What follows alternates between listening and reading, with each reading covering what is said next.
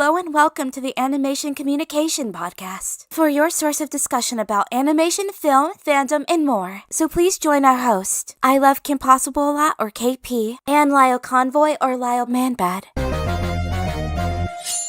Welcome to Animation Communication episode, I don't know, it's up there, it's in the 90s, I think so. So if you're new, then welcome. This is a podcast that I do every so once in a while to talk to people in the industry and people who do art for a living and all sorts of fun clientele. So with me today I have F. So F, you want to introduce yourself? Yeah, hey, what's up, party people? It's your old pal F here, known in other circles as John Fountain. I'm a guy who's been in animation for, and I love saying this, quarter of a century. Which of course also means that I'm old, and I'm still just now recalling the first time someone referred to me as veteran animator. I'm like, oh wow, really? Am I a veteran animator at this point? I guess I am. But anyway. Thank you for having me on, KP. Yeah, thanks for coming. Yeah, we got connected via Twitter, so it's been a while in the works, but I'm glad, we got something on the schedule, knock on wood. Yes, well, KP sent me just a litany of DMs filled with just horrible,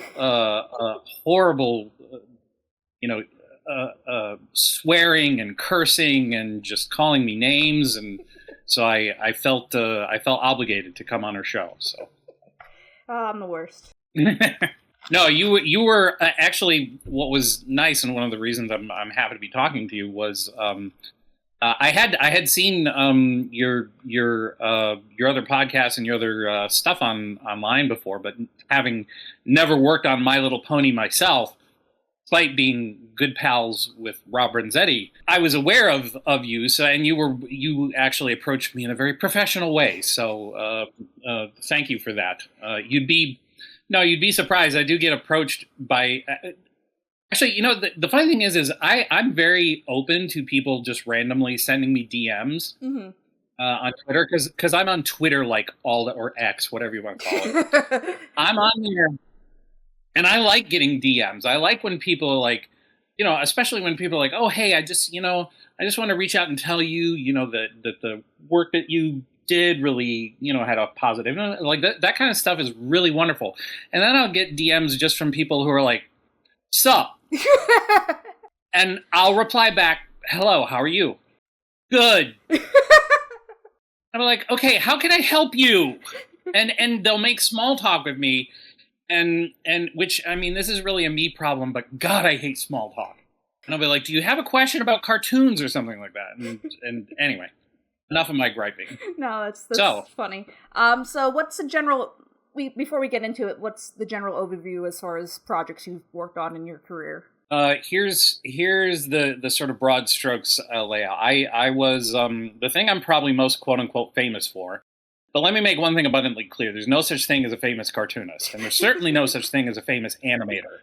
If you walk out on the street and ask the average person, name a famous animator, maybe one or two people will say Walt Disney, and then a couple other really savvy people might maybe possibly say Chuck Jones, and it'll end there.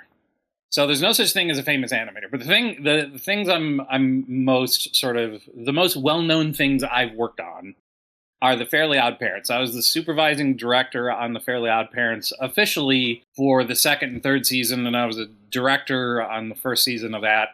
I quit the show right around the end of the third season, which everybody tells me is when the show started to go bad, but I'm sure that's just a coincidence. Wink, wink. So that's what I'm most well known for. Probably the thing I'm second most well known for is I was the lead character designer on Invader Zim for the first season of that. Yeah. Now, but here's the thing. And I just uploaded a YouTube video of my own sort of explaining my time on Invader Zim. And the thing about being a character designer, specifically on a show like Invader Zim, that is very much like Invader Zim is just Jhonen Vasquez from head to toe, So your job when you get a character design job on that is to make everything look like he drew it. So if anyone can recognize my work on Invader Zim, that means I did a bad job. So, and the thing, and all the main, and I'll tell people, I was the character designer on Invader Zim, and they're like, oh my gosh, I love Gur, and it's like, yeah, I didn't design him. Oh my gosh, I love Gaz. Yeah, I didn't design her. Like Jonan did all the main designs, and I was there for the first season, and I did some cool stuff, but it became really apparent by the end of the first season that the guy who started out as my assistant character designer by the name of Aaron Alexovich was way better at it than I was. So he took over on season 2, and that's when I went over to become a director on The Fairly Odd Parents. So that's that. Probably the third most sort of high-ticket item I worked on was, and again, I have a YouTube video, if anyone wants to look this up, talking about this in detail. I storyboarded half of the pilot for Rick and Morty, and as I say in my YouTube video, I contend that I helped save Rick and Morty. Because the pilot for that show, when I got brought on, the creators were saying to me, they're like, look, Cartoon Network is not getting it. They don't get the humor. They're like not into this. We're on the verge of being canceled. And we keep telling them, let us get a good storyboard, let us get going. But apparently no one had been getting the sort of acting right on the show. I guess the acting that had been done before had been like sort of overly Family Guy-ish, that is to say, extremely stiff. And mine is very, I did very sitcom style storyboarding for that and acting on that, but not so stiff. So anyway, when I turned in my half, they're like, "Oh my gosh, this is great! This is great! This is great!" Turned it in. Show got picked up. Show got huge, and they told me later on, they were like, "We are so grateful that you did this because this helped the show get picked up." So yeah, I love going around proclaiming that I helped save Rick and Morty from being canceled, or even being probably. I was going to say, or even being picked up in the first place. Well, right. Like I said, and by the way, I got that show. I got asked to do that show at a time when I had stopped working for studios in-house. I hadn't worked in-house for studios for quite a while. I had kind of become known as the pilot guy. Like if you needed your pilot done or if your pilot was in trouble, I was the guy to go to. And it was kind of neat doing that. But the trouble with that is I did some extremely cool stuff that no one is ever going to see because as anyone who's ever pitched a show knows, 99% of the shows that get pitched don't get picked up. So probably the fourth thing, that I'm most known for is I was a storyboard artist, writer, and director on a show that I wish more people knew me for.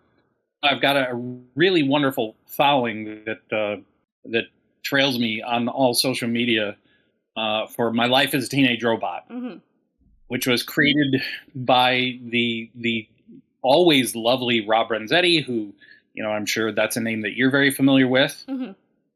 Because he was instrumental in the My Little Pony Friendship is Magic series.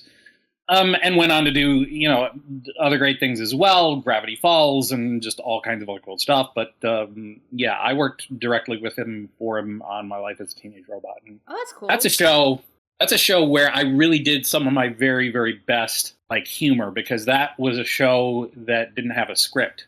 They would just hand us outlines, and then as storyboard artists, we were expected to sort of flesh it all out. So if you watch any episodes of My Life as a Teenage Robot and it's got my name on it, those are all my jokes, and I'm really proud of that show. So, and then, over the course of the 25 years, I worked on stuff like, I did a very short stint on Dora the Explorer. I got my very first sort of major TV show that I worked on was season 1 of The Wild Thornberrys, which was a great learning experience, but holy cow, what a rough show to storyboard for, because every episode is like a zebra stampede or a rhino chase or something like that.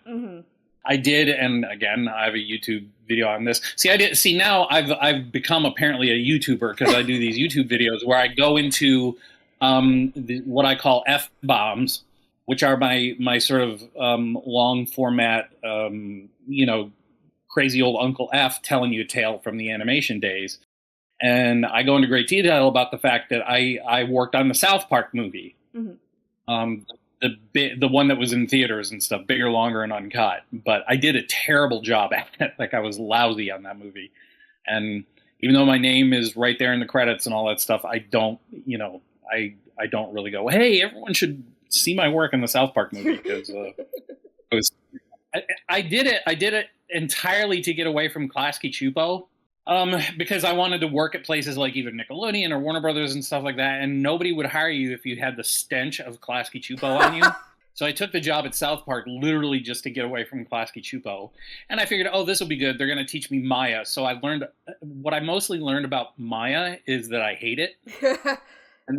And that I hate PCs, and that I hate everything other than Macs, and I never want to work in Maya ever again.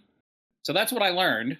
But it wound up being a really good movie, I thought. So, I'm trying to think. So like I said, I've worked on a billion things over the course of 25 years, so many of which were pilots that, like I say, you're never gonna hear of. Like, I storyboarded the pilot for Super Noobs, which was a Cartoon Network show. Angelina Ballerina, just random stuff all over the map. Oh, and of course, the one of the other ones that I get a sort of surprising amount of love from the fandom from was Chalk Zone.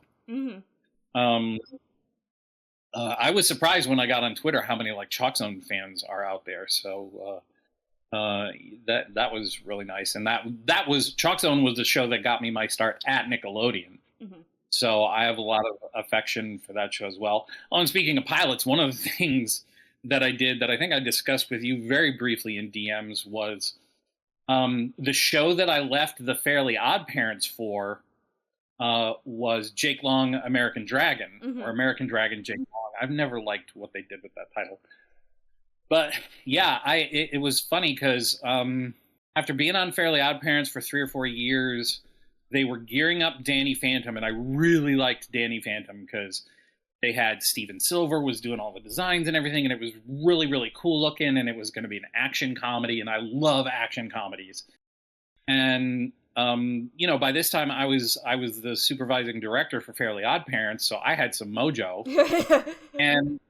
and I said to Butch, because again, I really, by this time I had sort of learned to, I'd become, as far as the making of the actual cartoons go, I'd become Butch's right-hand guy, and I, had learned a lot, and I wanted to, I wanted to be either a producer or someone with a slightly, bigger title that would allow me to sort of, flex all my muscles, so to speak. And so I said to Butch, I'm like, look, I'm getting an offer from Disney to go be, the showrunner for this new show they've got about a kid who can transform into a dragon, which is really, really cool. I go, but I, and at that time, Butch and I were great working companions. We got along great. Fairly Odd Parents was at its, zenith. But I said to him, I'm like, I got to take this, but I will stay here if you put me in charge of either the Fairly Odd Parents or Danny Phantom. Because at the time he was being stretched really, really thin because he was running both productions, and he had made it abundantly clear over the year prior to that I was the guy he trusted more than anybody to run the show when he wasn't around. And he and I just had really, really similar sensibilities. He liked everything I did, blah, blah, blah. And he gave it some serious thought. But at the end of the day, creators be creating. And I don't think he was capable of letting go of either one of them. And that's the thing. I didn't want creator credit. I just wanted to run the show. I wanted the experience of running the show. And he wound up, he couldn't do it. So I left Fairly Odd Parents and went to Disney to do one of, I believe, 3 or 4 different pilots for American Dragon Jake Long. And I did this really, really super cool, action-heavy, just really rockin' animatic for, my version of American Dragon Jake Long. And found out almost immediately that the executive who was supervising the show, like, was not impressed with me at all. Didn't like me. Didn't like anything that I turned in. He kept saying that he wanted the show to be like Seinfeld. What? Yeah. He wanted it to be like Seinfeld.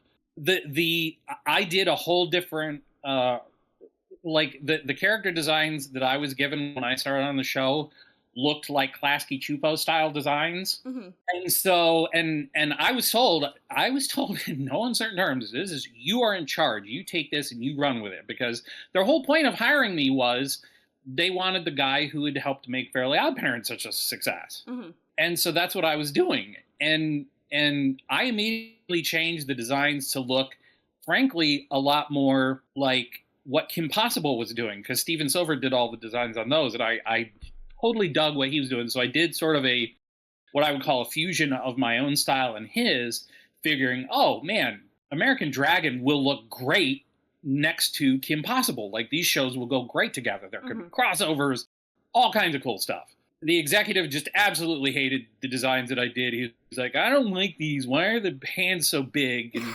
And then I would explain it to him, and he would be like, no, make them small. I'm sorry, just a jerk.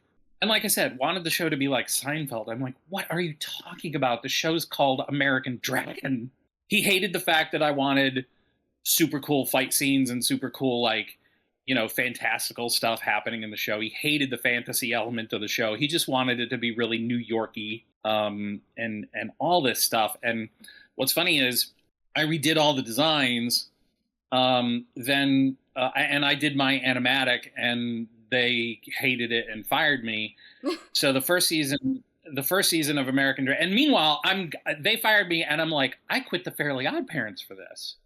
I quit the #2 show in kids television around the globe for this, and now they just fired me. What have I done? Mm-hmm. So then American Dragon finally comes out, and no offense to anybody who worked on the show, but the design, the dragon was all beefy, and the designs were in my opinion, you could tell they had just been through a lot of different hands. Mm-hmm. They were just not very cohesive. And I don't think I was alone in feeling that way, because by season 2 of American Dragon, they had finally let another director come in and actually run the show. And I believe his name is Christian Roman, because he's a guy that I know, really cool guy. He came in, and I don't know for a fact that he went back to my designs, but the designs they wound up going with looked very similar to the designs that I had originally done. Mm-hmm. So it's just like, wow. Or you guys could have just let me do what I knew how to do. Point is, I left this very comfortable place at Nickelodeon, which at Nickelodeon, I'd been there by that time, probably around 6 years, which by animation standards, that is a long time. Mm-hmm. I was super comfortable. All my friends were there. I was high on the totem pole of the Butch pantheon. And I left to go do this thing that wound up being just this disastrous experience. But I got some really good experience out of it. And the thing is, I had right around the time that I was thinking of leaving Nickelodeon to go to this show, I had conceived years before that of a show that was also sort of teen-based and supernatural in nature. And I was like, and I was getting ready to pitch it around, but I was like, oh, wow, I've now got 2 shows that I'm potentially going to be working on with the same sort of theme. So I'm just going to take all the ideas I've got for my own show, and I'm going to put them into these shows. But since I wound up working on neither show, I wound up coming up with my own pitch, and I pitched it at Warner Brothers, and Warner Brothers loved it. And so it was in development at Warner Brothers for like 5 years. Wow. Yeah, it spent 5 years in, as the saying goes, development hell. It was doing absolutely great in terms of, oh, this is going to get picked up. Everyone's in love with this. This is going to be a show. We're all super excited. And then right at the very last minute, when just as we were about to move forward with the animatic, Warner Brothers changed management from the top down. And so anything that wasn't Batman or Scooby-Doo got canceled. Oh, oof. And it was right around that time that like Lunatics Unleashed came out, and that when that came out, I'm just like, oh, you passed on my show, but here we've got Lunatics Unleashed. And if that's your favorite show ever, I'm really sorry. If you love it, Godspeed, God bless you. No, no harm, no foul. But my show would have been so much cooler. So that's kind of my career in a nutshell. The sort of, the thing I kind of sell myself on is the fact that I've either accidentally or just by sheer fate wound up holding sort of every job there was in the animation pipeline. I've been a writer, director, producer, storyboard artist, character designer, voice actor, supervisor. Just I've done it all at least once, and so I'm kind of one of those people who's been there, done that. But what the advantage that gives me is whenever I've got people working for me, I sort of know their pain. Mm-hmm. And that's the other thing. While I was on Invader Zim, that was when the whole Oh Yeah Cartoons was happening, and I had pitched my own short film for that had gotten not only picked up for Oh Yeah Cartoons, and it's on Vimeo. Anyone can look it up. It's called The Tantrum. It was another one of those Frederator cartoons. And not only did it get picked up to get put on Oh Yeah Cartoons, but shortly after the cartoon was done, they tested it and they were like, we want to pick this up as a series. And so Nickelodeon like bought the property like lock, stock, and barrel, which means, of course, it was great getting what was then considered a really nice chunk of change. But they bought the intellectual property. Like I can't do anything with it anymore. And it wound up almost getting picked up as a full series, but ultimately wound up getting passed on. So, yeah. So that's kind of, and the thing is, what's funny about the fact that I've had so many jobs and been on so many shows is I never really aspired to be in animation. I kind of stumbled into animation through sort of a side door. But yeah, that's kind of my career in a nutshell. Yeah, that's a lot. A lot of stuff.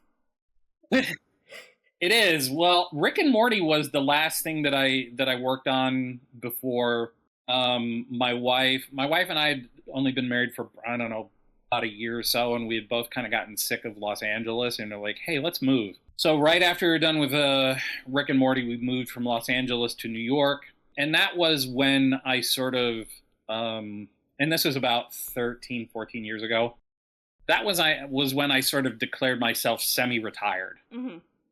I still do a lot of freelance. I'm still the guy people call when they've got a pilot that's in trouble.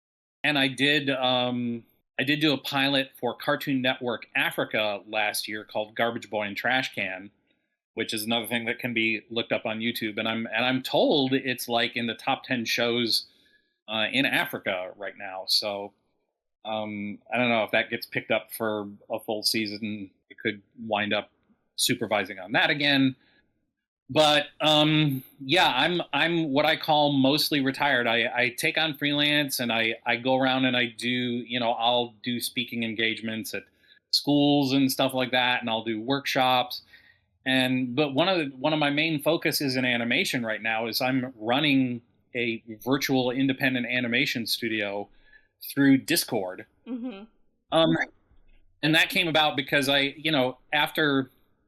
forget what the impetus was, but after sort of resisting getting on Twitter for ages and ages and ages, when we moved out of New York, I got on Twitter, and after a handful of people started going, oh, wow, you worked on Fairly Odd Parents. And I'm suddenly getting approached on Twitter by lots and lots and lots and lots and lots of people aspiring to get into the animation industry. And of course, everyone is asking me, how do I break in? How do I break in? How do I break in? And, my first question is always, well, what's your experience? What have you done before? What can you do? And, I would see all these people's work online, and, so much of it was just really, really wonderful. Mm-hmm. But nobody had any experience. And that would be my thing. But like, you gotta try and get experience any way you can, which of course is a really unsatisfying answer.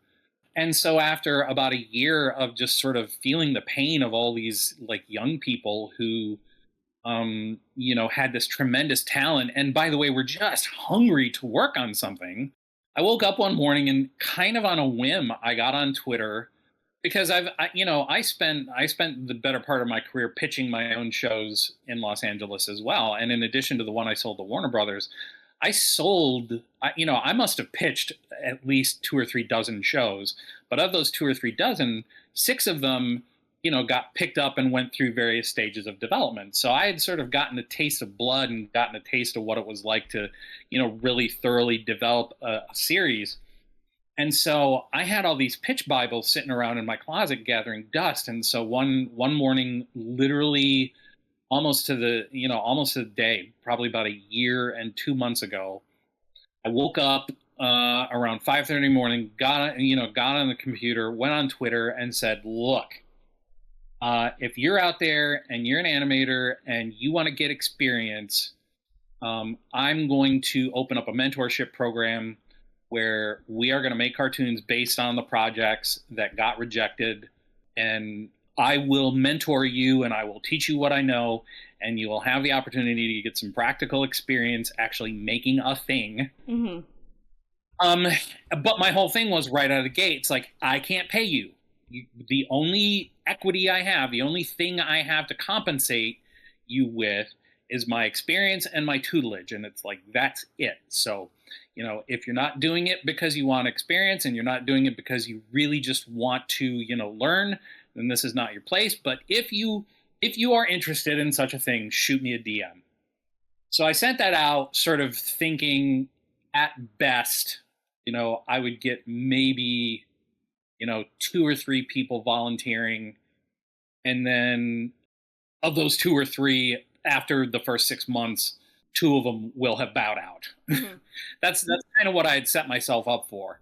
By the end of the day, I had 25. By the end of the week, I had 75.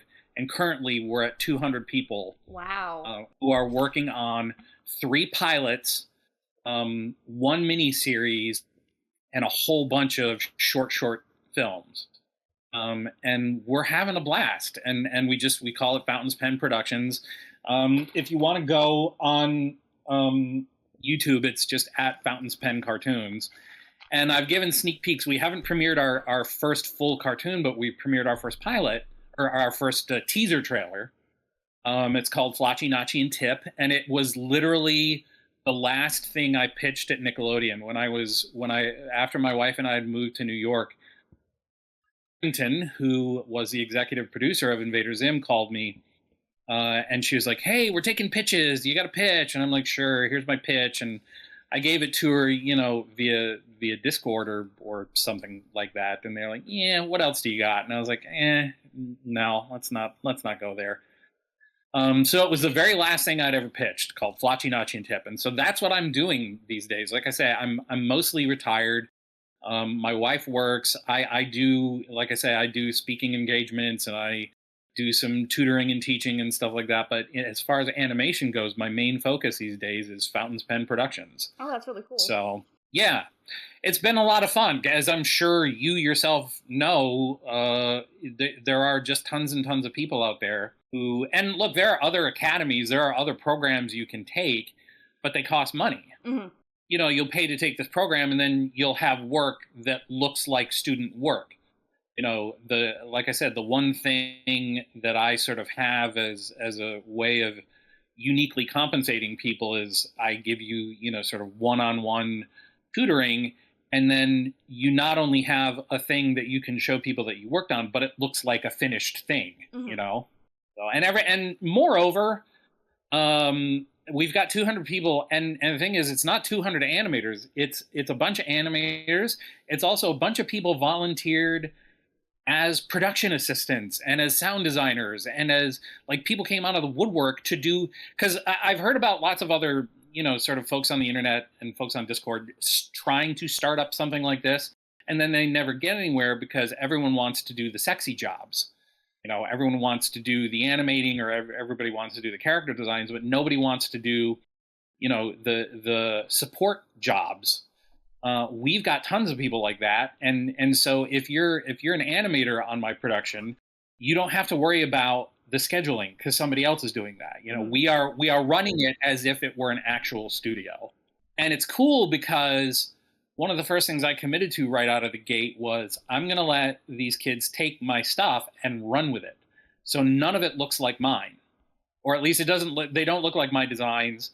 All the properties are my intellectual properties, and that was unfortunately one of the things we had to say right out of the gate was because everyone right away wanted to pitch me their own stuff, and I'm like, here's a problem with that. If I take your stuff and we develop it into a cartoon and we make the cartoon, then suddenly we have to get a lawyer and figure out, okay, who legally owns this, who's entitled to what, and blah, blah, blah, blah, blah. And I don't have the time, energy, or money to pay for a lawyer to do that. So presently, we are only doing stuff that is created by and owned by me. But the hope is that if we do enough of these, and if even one of them is just even moderately successful, we're going to keep expanding.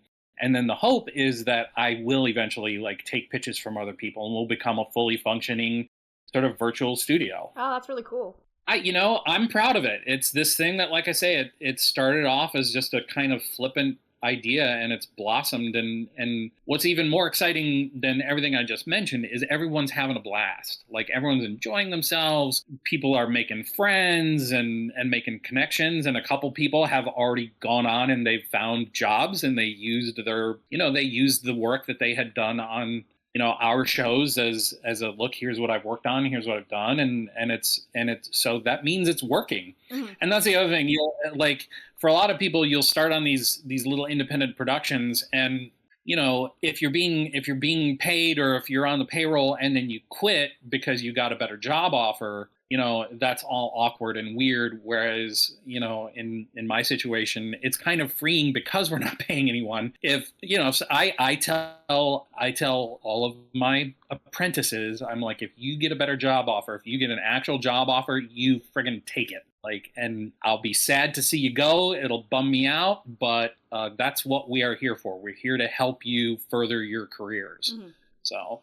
Wow, yeah, I do something, but on a smaller scale, so that's really cool. Yeah, I didn't know that at all. So, I guess to backtrack a little bit, what were some of your early influences as far as getting into art and animation? Well, in terms of drawing,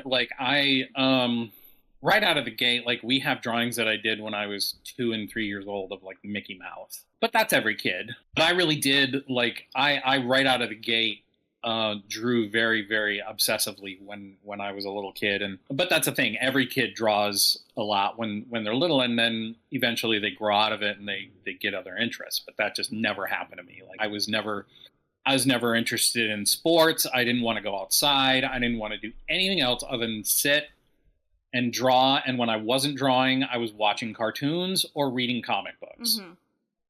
Mm-hmm. So my early influences are the same as everybody else's. I loved all the Disney animated movies. I loved, back in my day, there was just television. There was nothing on the internet, and you had to, you had your shows, but your shows came on once a week. I remember I would just wait frantically for Mickey Mouse Clubhouse, which was completely different from the way it is nowadays or the way it was, 10 years ago.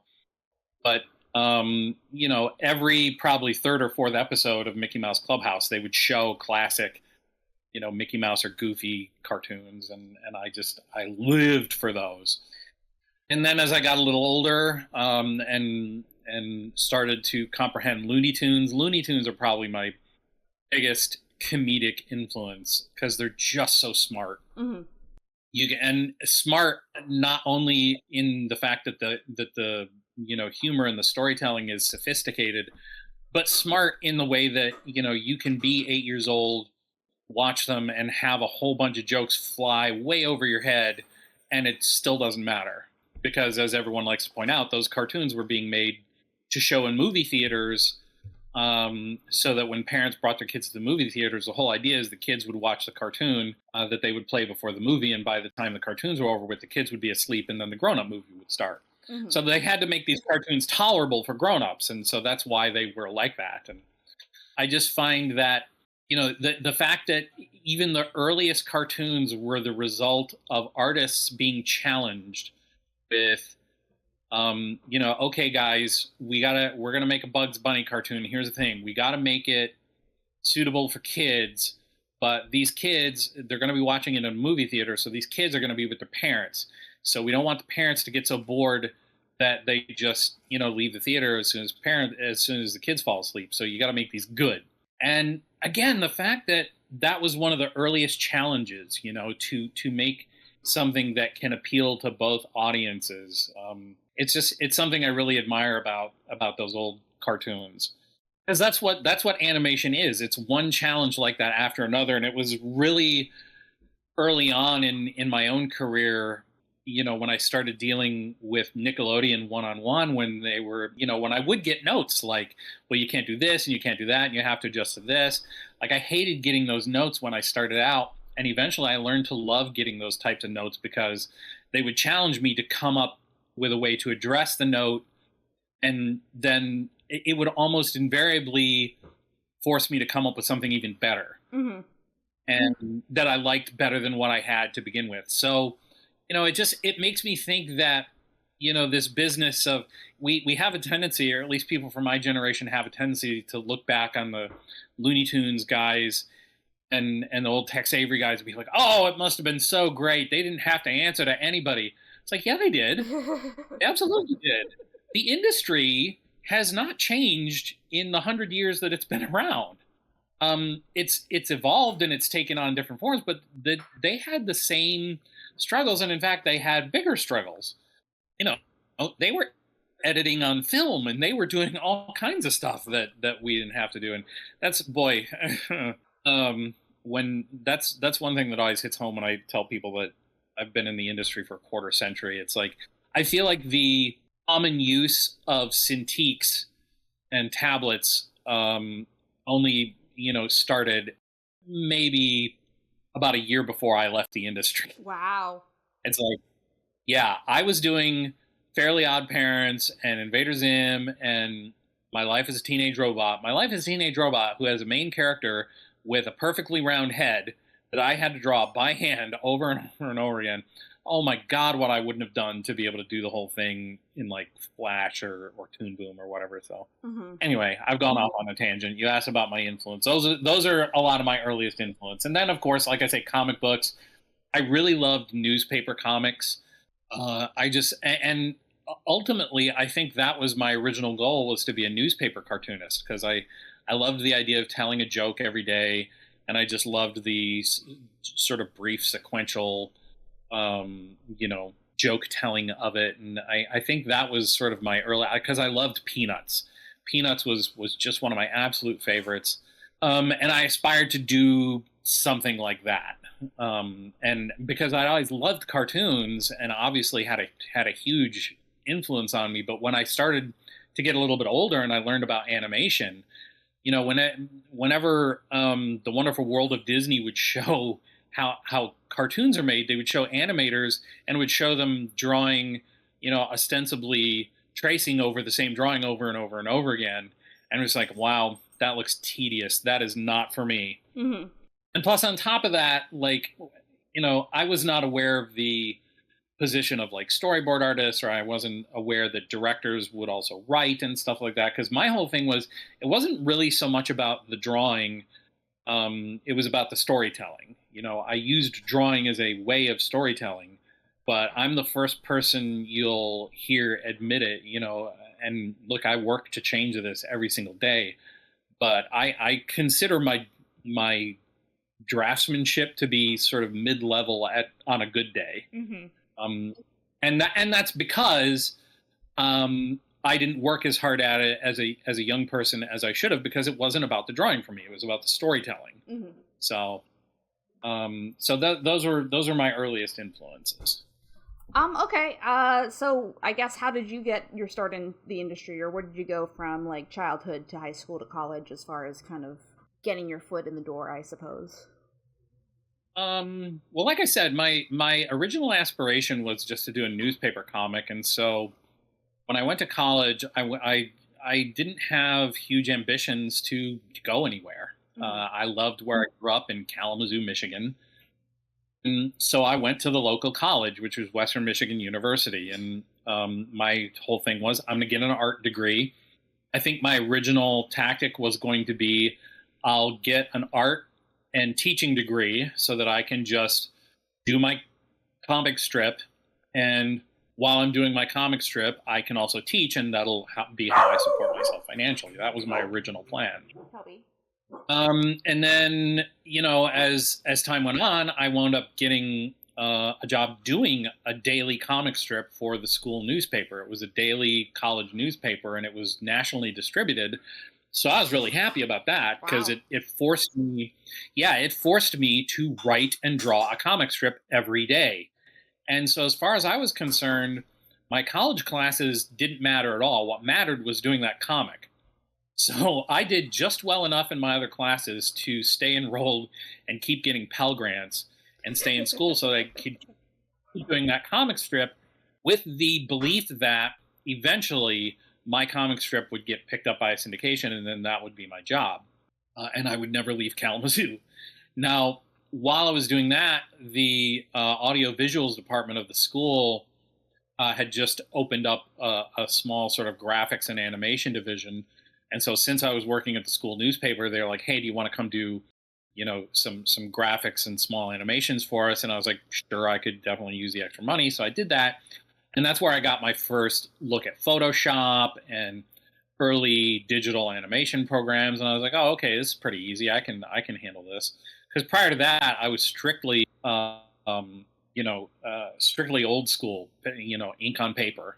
Mm-hmm. And, so because for me, doing this comic strip every day was the most important thing to me, I was in college for 7 years, because I didn't want to leave, because if I left, that meant I would have to stop doing the comic strip. Mm-hmm. But eventually I was forced to graduate. And after graduation, the guy that I had worked for in the auto visuals department was like, hey, I've got this buddy.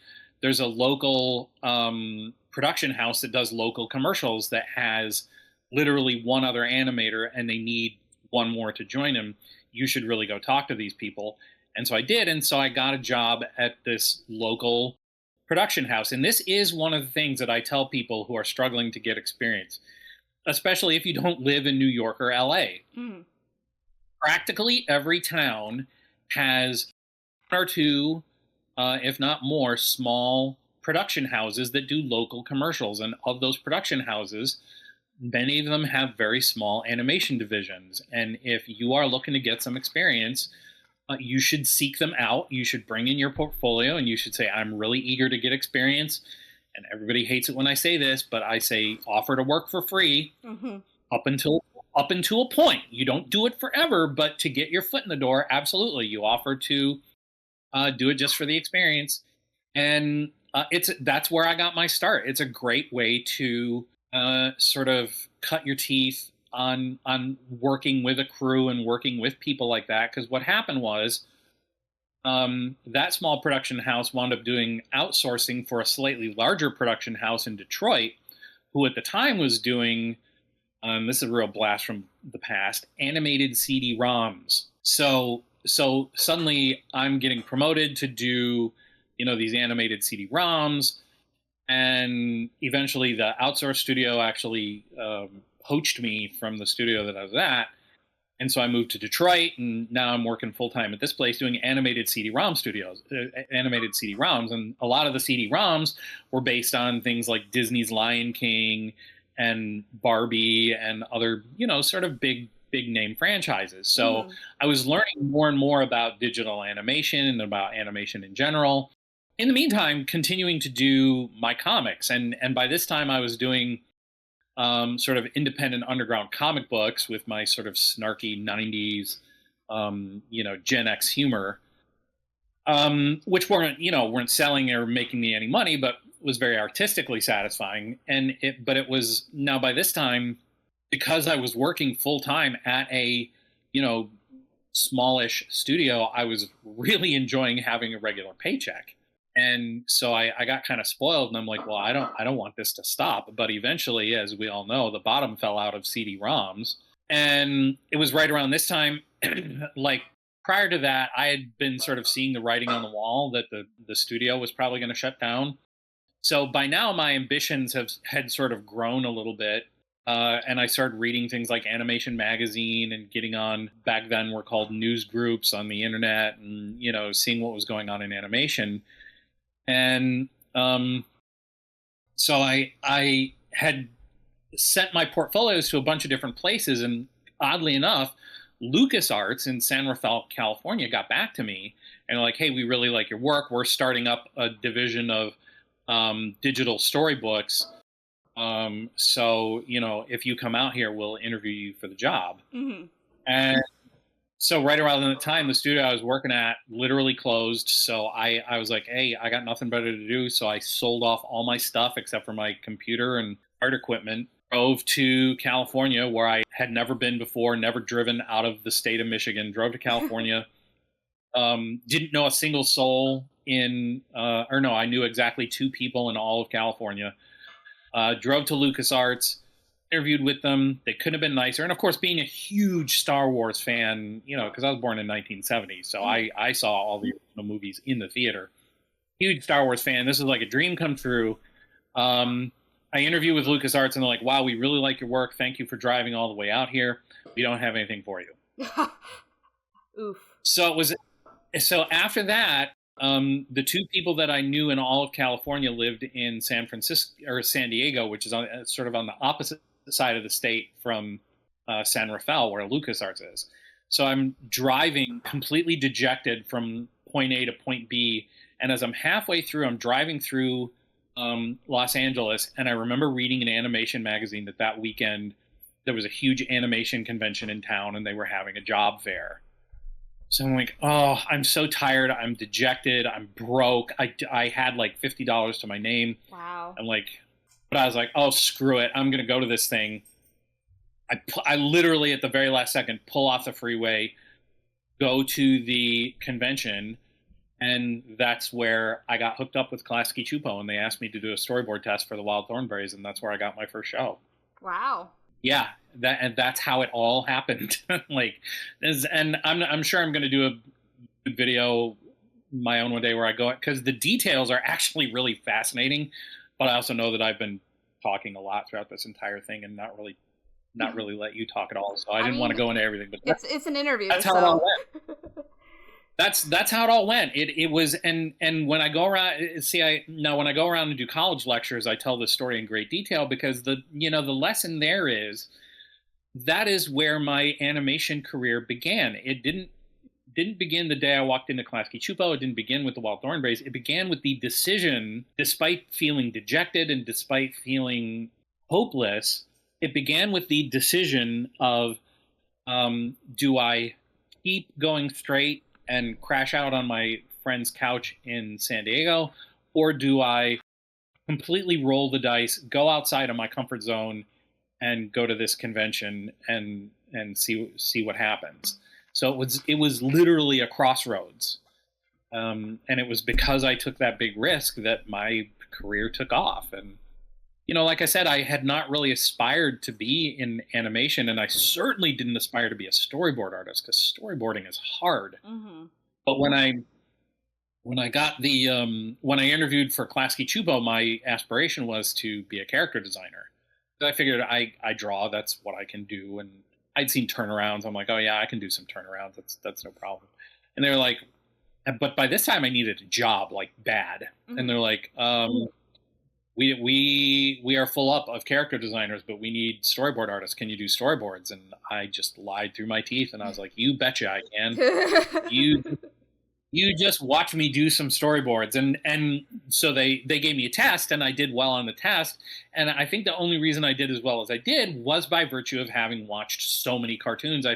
Growing up, I think I just sort of had an instinct for visual storytelling that way and for posing stuff out. But that's what got me the gig. And my feeling was, all right, I'm going to do this storyboarding, but the second that a character design position opens up, I'm going to do that, at which, until Invader Zim, it just didn't happen. And I had applied to other shows to be character. Nobody wanted me as a character designer. It turns out I'm not a very good character designer. But it turns out, and I say this with no intended arrogance or humility or lack of humility.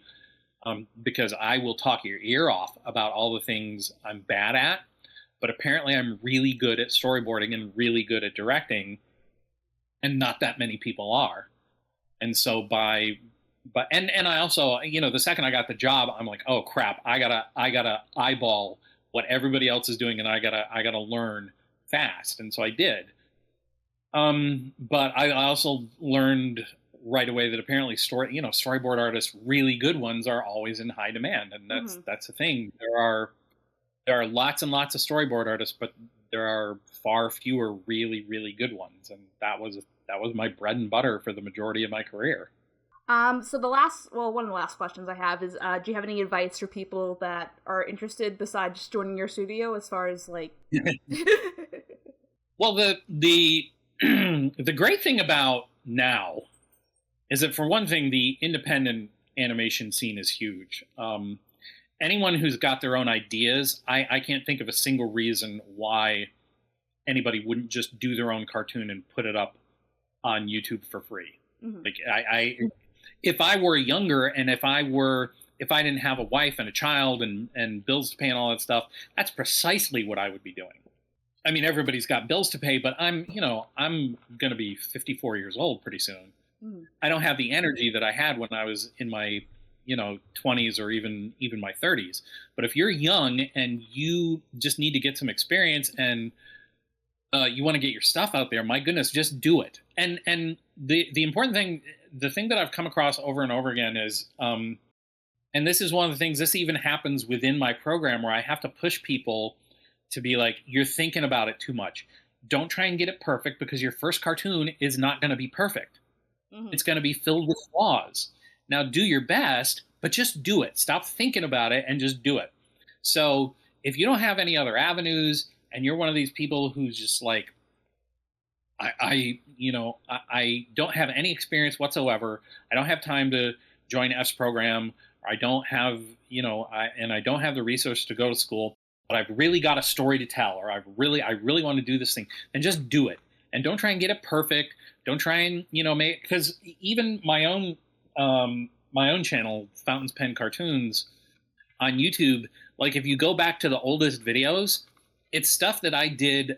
Like, I'll do a 30-second cartoon, and it probably took me 2 or 3 hours to do, and I did it just for fun. Mm-hmm. And they're really shabby. Like, they're extremely shabby, but they were really satisfying, and they're really fun. Do stuff like that. A lot of times people will go like, well, I've got this idea, and they'll describe this gargantuan epic thing, and one of the biggest pieces of sort of creating advice that I give young people is, no matter what your idea is, simplify it. Simple, simple, simple, simple. Because everybody tries to, right out of the gate, create these gargantuan epics, and that's usually a mistake, because you're not going to be able to do sort of your version of the Lord of the Rings on a YouTube video. Just keep them short, keep them sweet, and what's great about having a YouTube channel, if you're a young person and showing off your work, is you get to show what's unique about you. Mm-hmm. Because I think one of the reasons I did as well in the animation industry as I did is, as I said to you, I was in college for 7 years, just biding my time. But in that 7 years, I took all kinds of crazy classes, like public speaking, acting, improv, journalism. So as a result of all those things, even though I'm a complete and utter introvert, I'm really good at public speaking, and I'm really good at editing. And because I took journalism, I'm really good at editing my own work, and I'm really good at pitching storyboards. So as I said to you, my drawing ability is sort of mid-level at best, but I think the reason I excelled the way I did as early on as I did is because I brought perspectives to the industry that other people didn't have. If you went to CalArts, or if you went to Sheridan, or if you went to RISD, or if you went to one of those schools, all great schools, by the way. I taught at CalArts for a while, so I have nothing but love for those schools. Mm-hmm. But a lot of people walk out of them and their work looks exactly the same as everybody else's, and they have not developed what it is they bring to the table uniquely. For me, that was something that was, I think, really apparent really early on, is that I came in with a perspective that was more well-rounded because I had done all this different stuff. So all those things, if you aspire to be a creator, don't just draw. Take writing, and specifically take journalism. Study journalism. Study editing. Learn how to, show it, don't say it. Learn all of these filmmaking musts, and then just get it out there. Just get it out there. Know that your first stuff is not going to be brilliant, and keep making more. Mm-hmm. I think that's a good note to end on. Anything you want to add that you want to talk about, or not that you don't want to talk about, but that we didn't get to talk about yet? I would just really, first of all, thank you for having me. Yeah, of Secondly, course. I would just really, really, really love to encourage people to visit my YouTube channel at Fountains Pen Cartoons. And please, please, please subscribe. And moreover, please watch the videos. Because the thing is, I've made this pledge, and I made this pledge from the very beginning. If the channel ever becomes monetized, and if anything ever becomes successful on it, I am the absolute last person who's ever going to get paid. Mm-hmm. I don't need the money. I will be putting the money out to all the people who have been working for free up till now. Mm-hmm. And the thing is, right now we're struggling because even though we've got, the beginnings of a decent following, because the cartoons that we make are so short, we don't have very many watch hours. Mm-hmm. So if you've enjoyed this interview, I have several videos up with similar stories from my career, and they're longer. And what we're really desperate right now is for watch hours. We need watch hours. So please, please, please visit my YouTube channel. Follow me on Twitter X.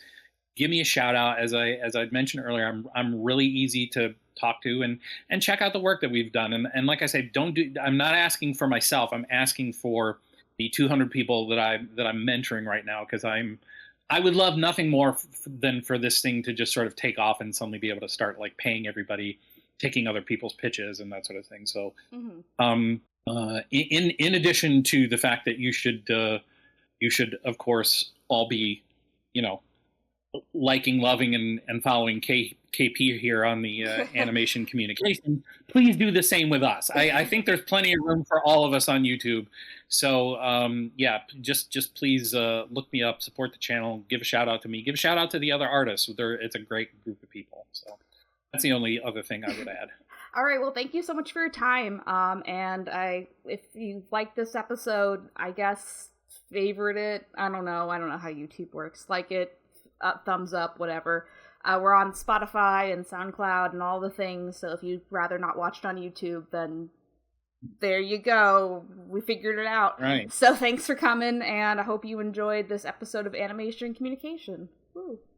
Thank you so much for listening to Animation Communication on YouTube, Spotify, or your favorite podcasting provider. We are really hoping the show makes a difference in how people view animation, as well as media as a whole, as well as giving and providing advice for people all over the world who like and want to join the animation and media industry. If you like what you heard, please remember to show support by giving a like, a follow, rating those 5 stars, as well as subscribing to our main I Love Kim Possible a Lot channel on YouTube, and turn your notifications on. New episodes of Animation Communication come out every Wednesday at 6 a.m. EST on podcasting platforms and 4 p.m. EST on YouTube. You can follow the podcast on Twitter, Instagram, and TikTok at the KP Podcast for information on upcoming guest episodes and more, as well as our hosts KP and Lyle Convoy at I Love KP a Lot and at Lyle Manbad on social media. I'm Lucy, and thank you for being a part of our community. See you next time on Animation Communication.